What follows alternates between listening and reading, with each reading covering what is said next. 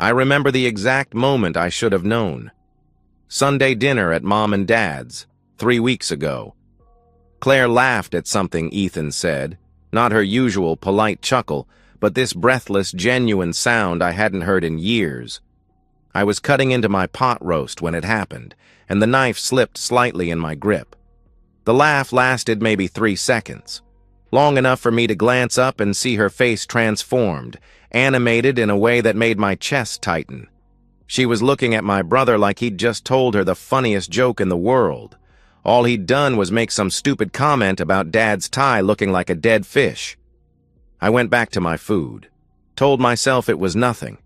Now I know better. The house feels different when you start paying attention. Our place on Maple Street, the one Claire insisted we buy because of the open floor plan and natural light, suddenly feels like a stage set. Everything positioned just right. The throw pillows she fluffs every morning before work. The coffee table books no one reads. The wedding photos arranged at precise angles, like evidence of a life I'm not sure we actually lived. 14 years. No kids, despite years of trying and 2 miscarriages that broke something in both of us. We stopped talking about it after the second one. Just moved on. Claire threw herself into real estate. I buried myself in lesson plans and grading papers. We became roommates who shared a mortgage and occasionally had mechanical sex on Saturday mornings. I used to think we were content, stable, the kind of couple people pointed to and said, "See? Marriage doesn't have to be dramatic." But sitting in my recliner now, watching Claire hum while she loads the dishwasher, I can see it differently. The way she never looks directly at me anymore. How she started wearing perfume to grocery store runs. The sudden interest in yoga classes that happened to coincide with Ethan's odd jobs around town. Ethan, my little brother. 34 years old and still borrowing tools he never returns. Still showing up at family dinners with 3-day stubble and stories about his latest business venture that never quite materializes. Mom and Dad eat it up. They always have. The charming one, they call him. The free spirit. I've been the responsible one since I was 12. The one who got good grades, went to college, married his girlfriend, bought a house, held down a steady job. I thought that mattered. I thought loyalty meant something. 3 weeks ago, when Claire laughed at Ethan's joke, she touched his arm. Just a brief contact, her fingers on his forearm while she caught her breath. I saw it happen. Felt something cold settle in my stomach. But I didn't say anything. I never say anything.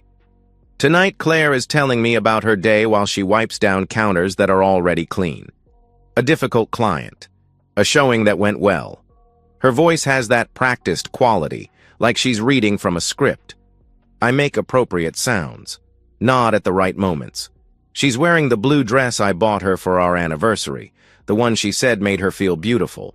She hasn't worn it for me in months, but apparently Tuesday evening dishwashing calls for special attire. "Mark?" "You're quiet tonight," Claire said. I looked up from my paper. "Just tired. Long day with the sophomores." She smiled, but it didn't reach her eyes. It never does anymore. "You work too hard. Maybe you should take some personal days, get away for a weekend." The suggestion hit wrong. Too convenient. Too eager. "Maybe," I said.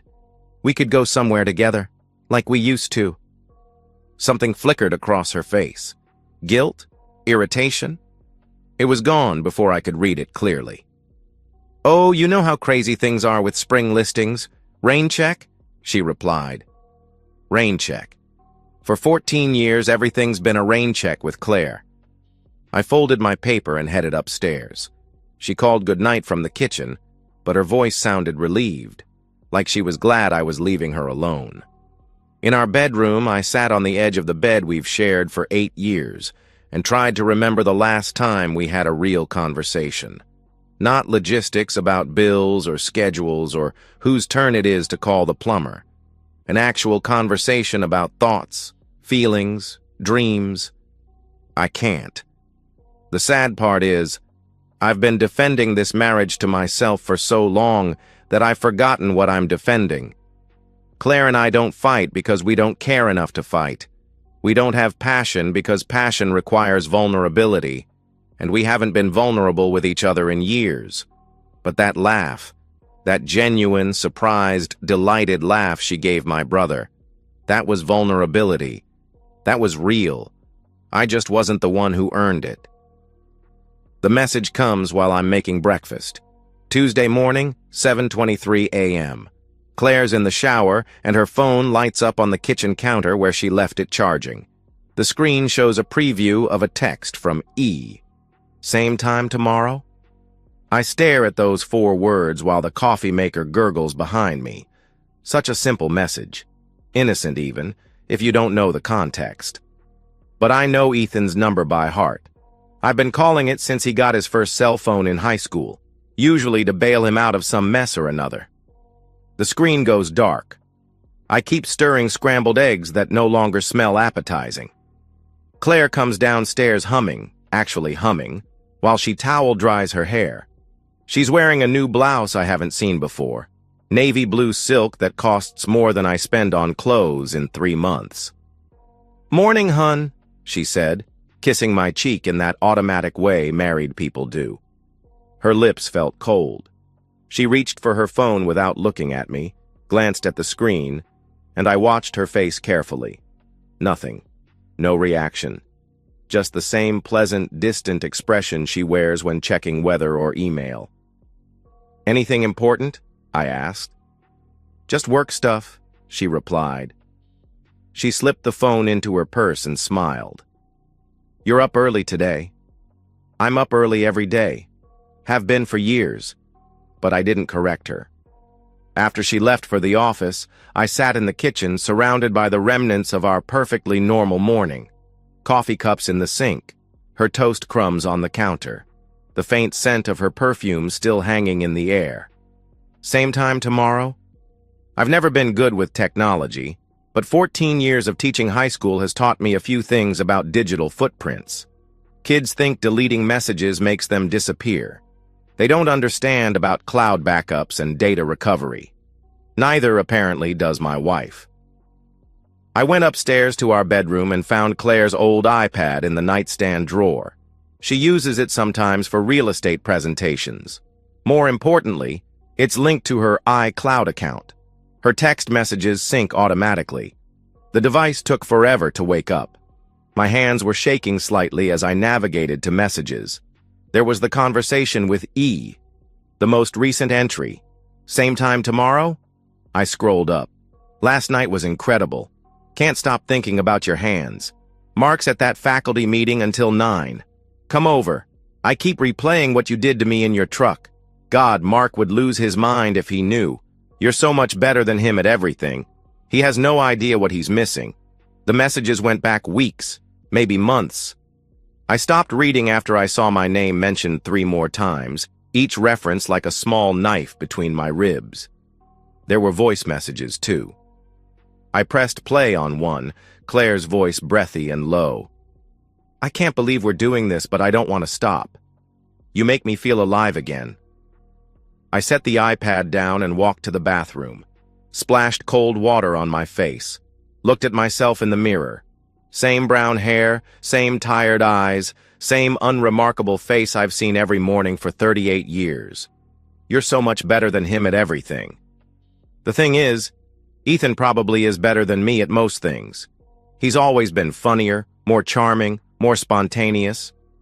I'm the steady one, the reliable one, the one who shows up and does the work and pays the bills and fixes the leaky faucets. But apparently, that's not enough anymore. I went back to the iPad and continued reading. The affair had been going on for 2 months, every Tuesday and Thursday while I was at school board meetings or staying late to grade papers. Sometimes during her open houses on weekends, though I wondered now how many of those showings were real. They'd been to the motel on Route 29, the one Claire and I used to joke about because of its gaudy neon sign. They'd met at his apartment. They'd even used our house in our bed while I was at my chess club meeting. In one message, she mentioned how considerate he was, how he brought her coffee the way she liked it, How he listened when she talked about her dreams. When did I stop listening? When did I stop bringing her coffee? When did I stop being considerate? But even as I asked myself these questions, I knew they weren't really the point. The point was that she didn't talk to me about feeling unheard or unappreciated. She didn't suggest counseling or try to work on our marriage. She just found someone else. My brother. There was a message from yesterday. Mark bought me flowers for no reason. I think he's starting to suspect something. We need to be more careful. Flowers. Right. I bought her daisies on Monday because I walked past the grocery store display and remembered they were her favorites.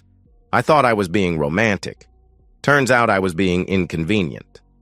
I closed the iPad and went downstairs. Made a sandwich I didn't want. Graded papers that didn't matter. Waited for my wife to come home so she could lie to my face some more. Claire returned at 6:30, right on schedule. She was wearing different lipstick than this morning. Her hair was slightly mussed, despite the lack of wind outside. "How was your day?"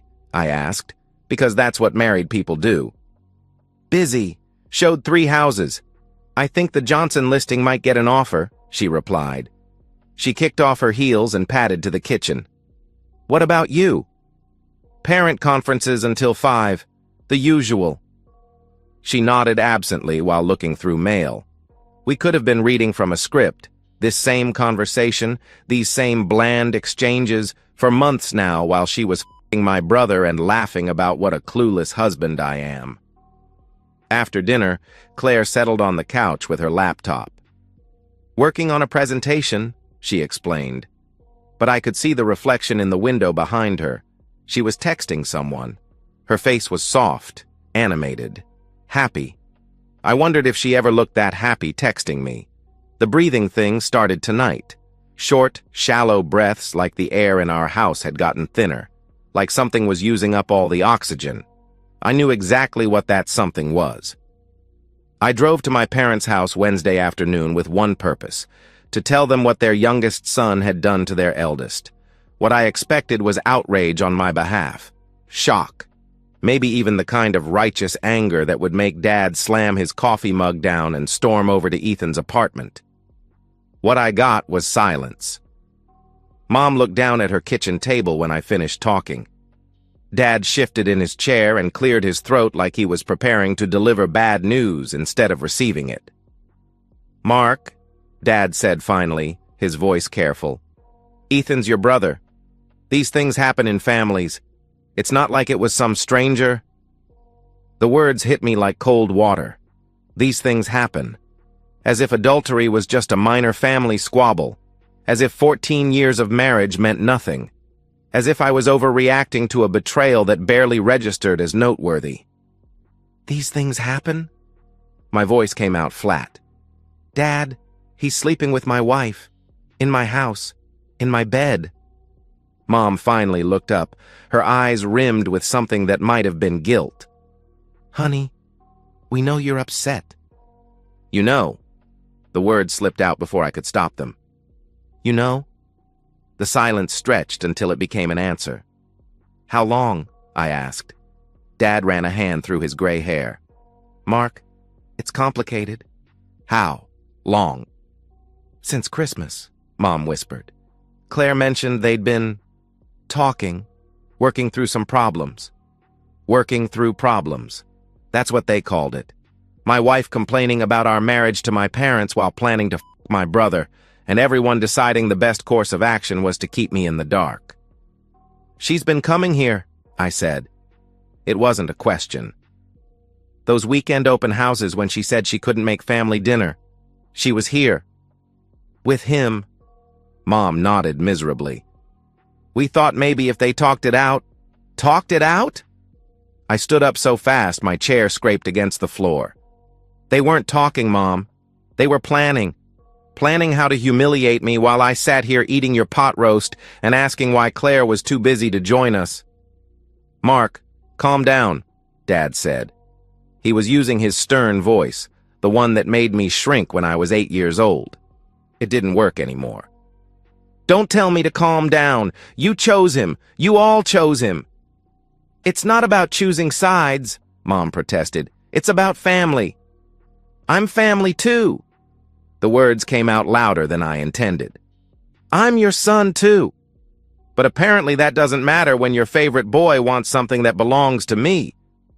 The truth of it sat heavy in the room.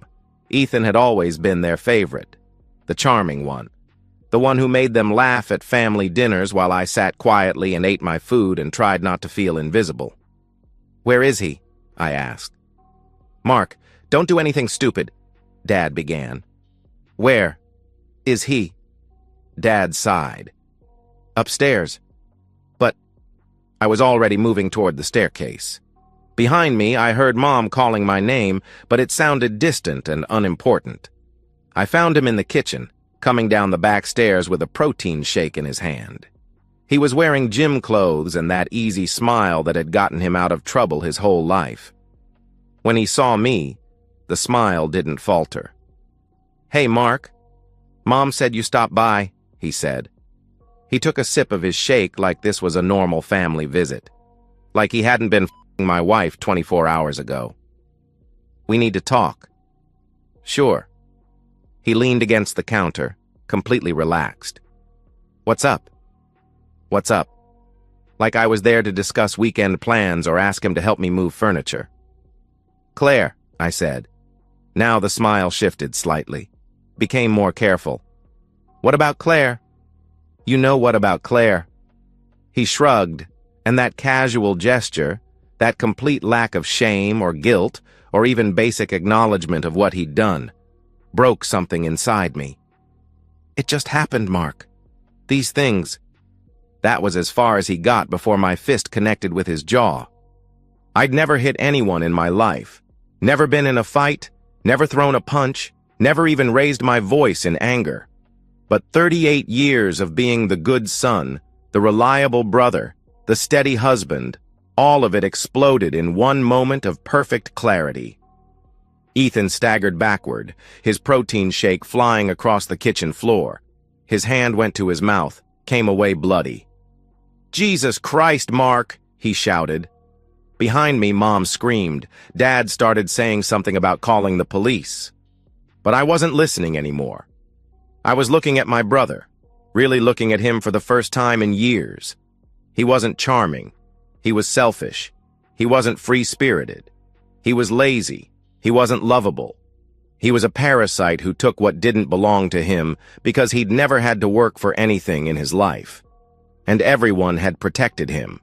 Everyone had made excuses for him. Everyone had enabled him to become the kind of man who would steal his brother's wife and then act surprised when there were consequences. You broke my f***ing jaw! Ethan's voice was muffled by the hand covering his mouth. Good, I said. Maybe now you'll remember what happened the last time you took something that wasn't yours. I walked past my parents without looking at them. In the driveway, Dad called after me, something about working this out like adults. But I was done working things out.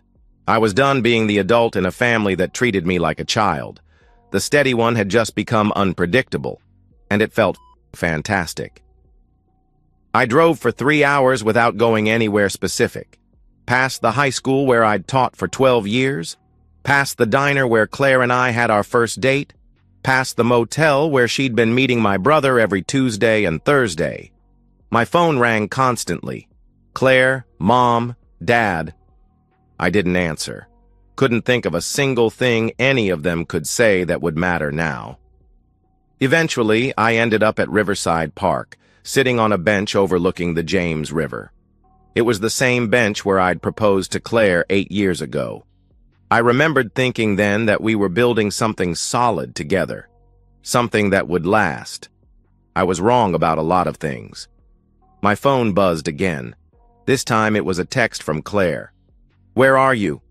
Your parents called. We need to talk. We need to talk. After 2 months of sneaking around, now she wanted to talk.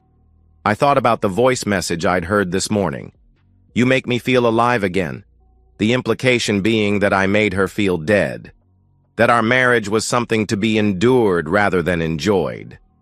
You're too loyal, she'd told me once. It's almost boring. I thought she was joking. Now I wondered if it was the most honest thing she'd ever said to me. Another text. Mark, please. I know you're angry, but we can work through this. Work through this. Like it was a communication problem instead of a complete betrayal of everything we'd promised each other. A third text. I love you. Please come home. I love you. 3 words that should mean everything, and now meant nothing. Because if she loved me, really loved me, she wouldn't have been able to do what she did. The sun disappeared behind the trees, and the temperature dropped. I should go home, face whatever conversation was waiting for me, play the role of the hurt husband trying to save his marriage. But I didn't want to save it anymore. That was the revelation sitting there in the growing darkness. I didn't want to forgive Claire.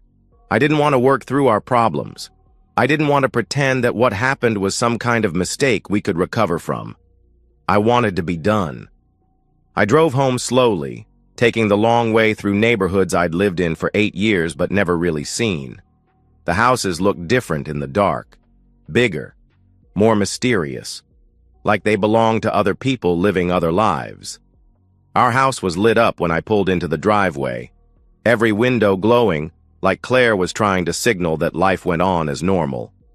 She was waiting in the living room when I walked in, still wearing the blue silk blouse from this morning, though it was wrinkled now. Her eyes were red from crying.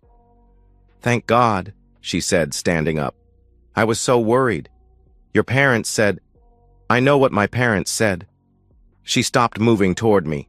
Something in my voice, maybe, or my posture, or the fact that I wasn't rushing to reassure her that everything would be okay. "Mark, we need to talk about what happened with Ethan," she said. "No, we don't. He said you hit him. That's not like you. How would you know what's like me? You haven't been paying attention." Her face crumpled slightly. "I deserve that. I know I've made mistakes." "Mistakes?" The word came out flat. "Claire, mistakes are forgetting anniversaries or leaving dishes in the sink. What you did was a choice. Multiple choices made over months to lie to me every single day. I never meant for it to happen, it just happened. Right. Your clothes just fell off. You just happened to be in the same bed where I sleep every night. You just accidentally sent voice messages about how much better he is than me." She went very still. "You read my messages." "I did. That's a violation of my privacy." The audacity of it almost made me laugh. "Your privacy? You've been f***ing my brother in our house and you're worried about privacy?" "Don't be crude," she said. "Claire, you spent 2 months being crude with Ethan. You described things you did with him that you've never done with me. You compared us, in detail, so don't suddenly develop delicate sensibilities." She sank back into her chair, tears starting again. "I didn't mean those things. I was just caught up in the excitement." Excitement. That's what she called destroying our marriage. "Did you ever love me?" I asked. The question caught her off guard. "Of course I love you. That's why we can work through this." "That's not what I asked. Did you ever love me? Really love me? Or was I just convenient?" She opened her mouth to answer, then closed it. The silence stretched until it became an answer. "I see," I said. I went upstairs to our bedroom and pulled my old duffel bag from the closet. Claire followed, talking the whole time about counseling and forgiveness and working to rebuild trust. I packed methodically. Clothes, toiletries, the journals I'd kept since college. "Where are you going?" she asked. "Away." "For how long?" I looked at her standing in the doorway of the bedroom we'd shared for 8 years. She was still beautiful, still the woman I thought I'd grow old with. But she was also a stranger who'd been playing a role for months, maybe years. "I don't know. Mark, please. I'll do anything. I'll never see him again. I'll quit real estate and find another job. We can move somewhere else, start over." Start over. Like geography could fix what was broken between us. It's too late for that. It's never too late. Marriage is about forgiveness, about choosing each other even when it's hard. You're right, I said, zipping up the bag. It is about choosing each other. But you didn't choose me, Claire. You chose Ethan. You chose excitement over stability. You chose lies over truth. At the front door, I turned back to look at her one last time. I left the house keys on the kitchen counter, I said. My lawyer will be in touch. Your lawyer? Her voice went very small. Mark, no. We can work this out. We just need time. We had time. 14 years of it. You decided to spend the last 2 months of that time with someone else. I walked out into the night air and didn't look back. Behind me, I heard Claire calling my name, but it sounded distant and unimportant, like someone else's problem. The divorce attorney had sharp eyes and a sharper reputation. Rebecca Morrison.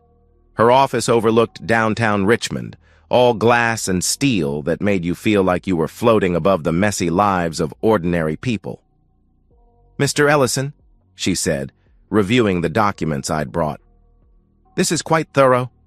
Text messages, call logs, financial records. You've been busy. I'm a teacher. I believe in documentation. She almost smiled at that. What are you looking for in terms of settlement? No alimony. I want a clean break. She can have the house.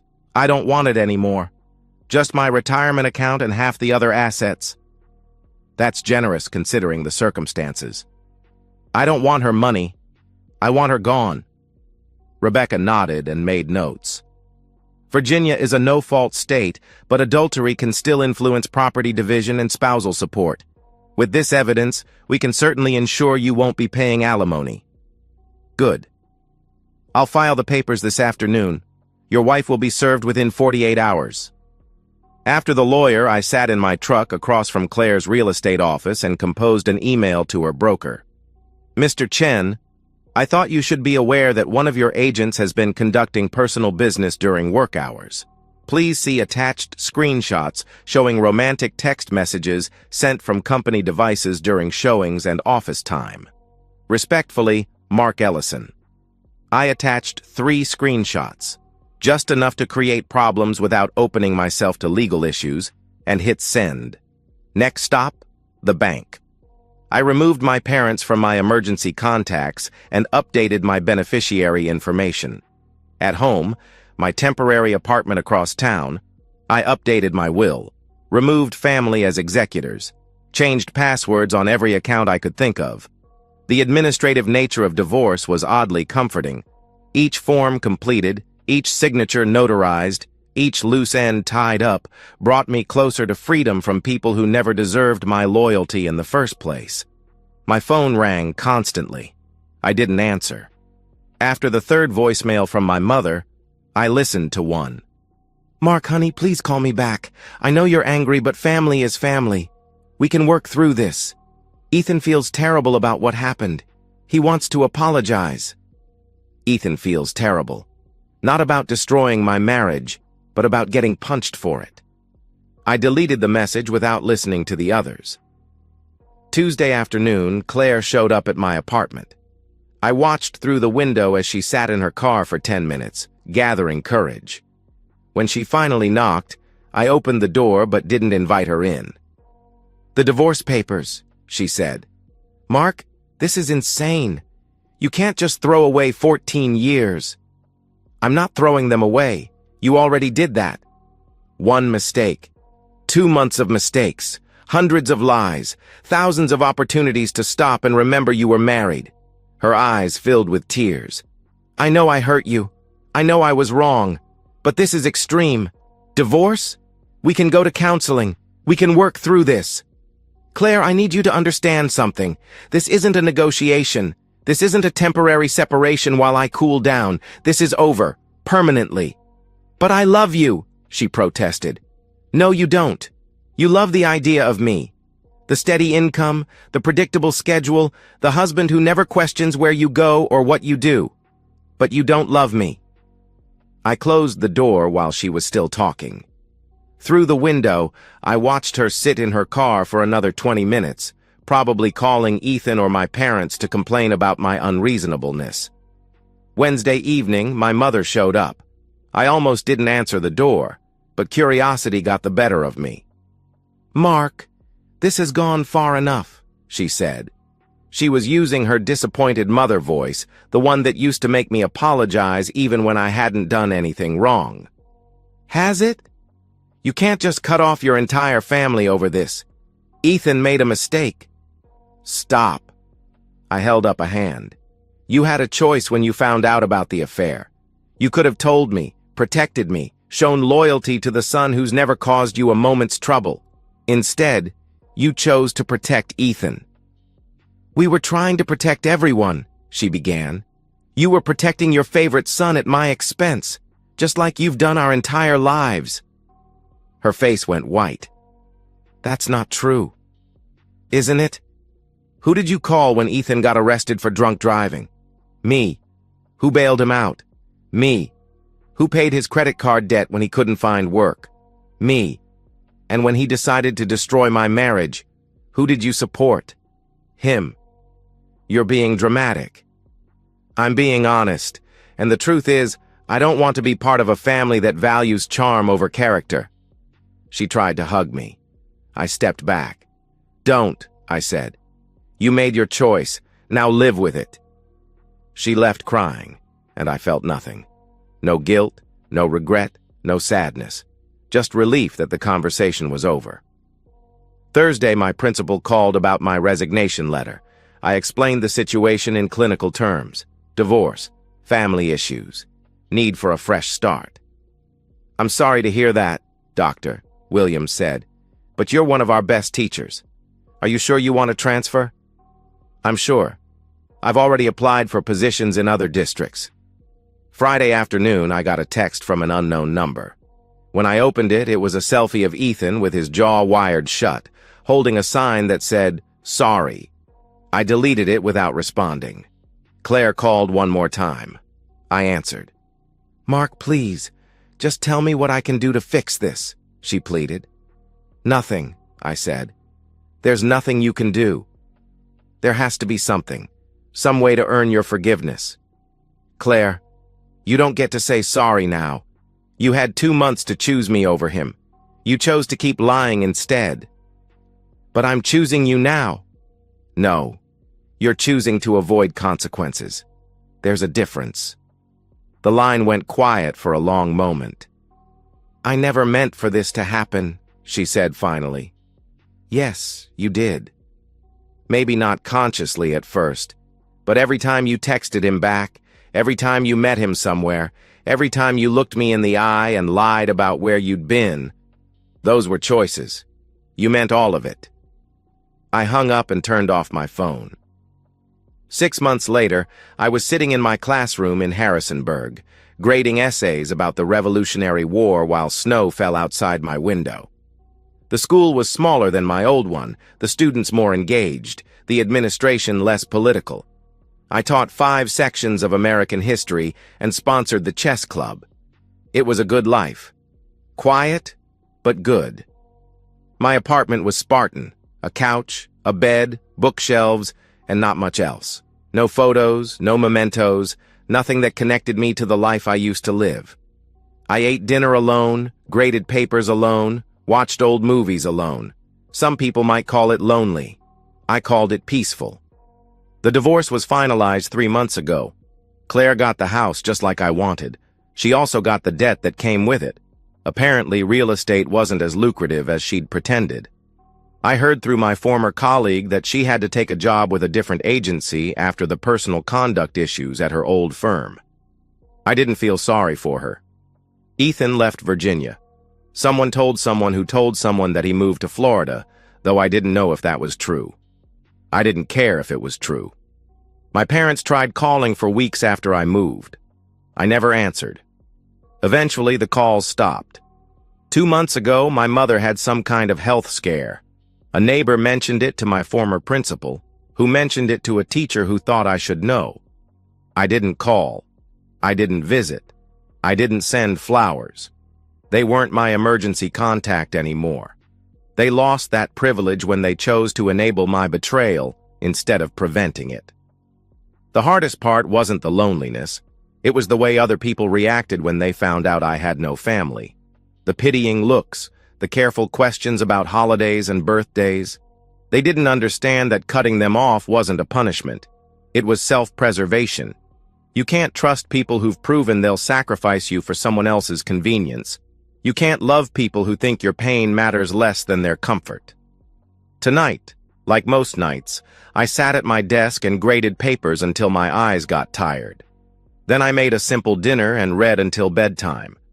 The routine was soothing in a way my old life never was. No drama, no hidden agendas, no wondering what secrets people were keeping. There was a teacher here, Jennifer, who seemed interested in more than friendship. She was divorced too, understood the need for space and time. We'd had coffee a few times, talked about books and movies and safe topics that didn't require sharing emotional wounds. Maybe someday I'd be ready for that kind of risk again. But not yet. I thought about Claire sometimes, usually when I was grading papers about loyalty and honor and the principles that built this country. I wondered if she ever thought about me, or if I'd become just another closed chapter in her life story. I hoped she'd learned something from the experience, though I doubted it. People like Claire, people like my family, don't change. They just find new ways to justify old patterns.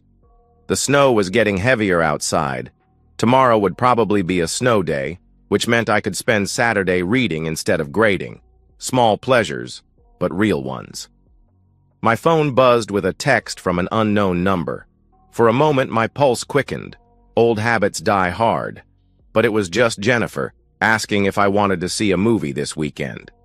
I thought about it for a moment, then texted back, yes. Progress comes in small steps. Trust rebuilds slowly, if at all. But sitting there in my quiet apartment, watching snow cover the world in clean white, I felt something I hadn't felt in years. Peace. Not the fragile peace of denial or avoidance, but the deep peace that comes from knowing exactly where you stand. No hidden agendas, no secret betrayals, no family members plotting against you while smiling at dinner. Just the truth, finally, after all this time. They thought I needed them. The wife who preferred my brother, the brother who took what wasn't his, the parents who enabled his theft. They thought I would come crawling back eventually, apologizing for my overreaction and begging to be included in their dysfunction again. They were wrong. I needed to leave them far more than I ever needed to keep them. The snow kept falling, covering everything in silence. Tomorrow I'd wake up in a world made new, clean and white and full of possibility. I'd make coffee for one, read the paper in peace, maybe call Jennifer and make real plans instead of just talking about them. I'd live the life I should have been living all along. Honest, solitary when I chose, connected when I wanted to be. A life where loyalty meant something and betrayal had consequences. A life where I was the main character instead of everyone else's supporting actor. They thought they could use me and keep me and discard me when something better came along. They thought I would always be there, reliable and forgiving and grateful for their attention. They thought wrong, and now they knew it. And so, we've reached the end of today's story. Was it what you expected, or did it take a twist you didn't see coming? I'm curious to hear your thoughts. Share them in the comments below, and let's get a conversation going. If this story kept you hooked, make sure to hit that like button. And if you're new here or just haven't subscribed yet, now's the perfect time to join our community. I bring you fresh, captivating stories every day, so click that subscribe button and turn on notifications so you never miss out. Thanks for watching, and I'll see you in the next one.